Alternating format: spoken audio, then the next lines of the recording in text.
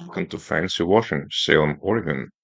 Here I would like to share the process we use to pressure wash the driveways. As you saw in the very beginning of the video, we blew the leaves and all the loose debris from the area we were going to pressure wash. Here you see the pre-treating the area, which means we spray the chemicals. It's biodegradable chemicals to kill all the organics and make it loose, so the pressure washing part is much faster and easier.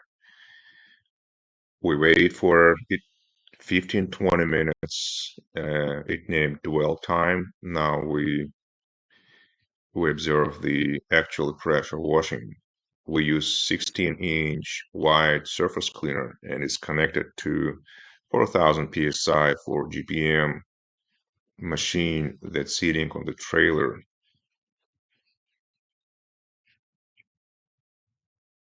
This particular driveway is heavily infested with mossy mildew, and it took a year because the owner told that he actually cleaned the driveway by himself a year ago, and it took only 1 year to get the mossy mildew to grow back.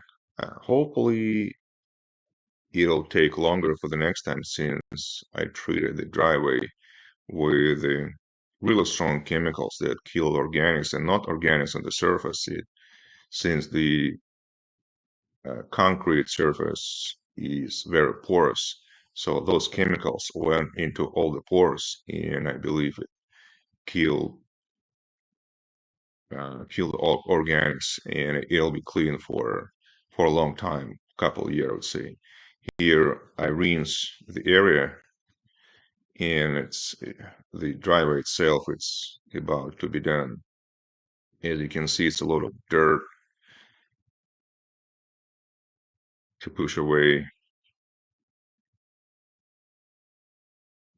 It was a windy day, and leaves fell down right away.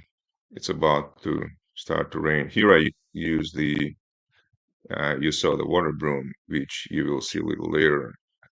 As a compliment to the owner, I decided to do the sidewalk as well. He turned down the bid initially for the sidewalk, but since it's my good neighbor, I decided to do the sidewalk pressure washing for him for free, um, in exchange for the yard sign. I used my water broom here and it broke, so I came back to my high water flow rate one. Here you see the post treatment,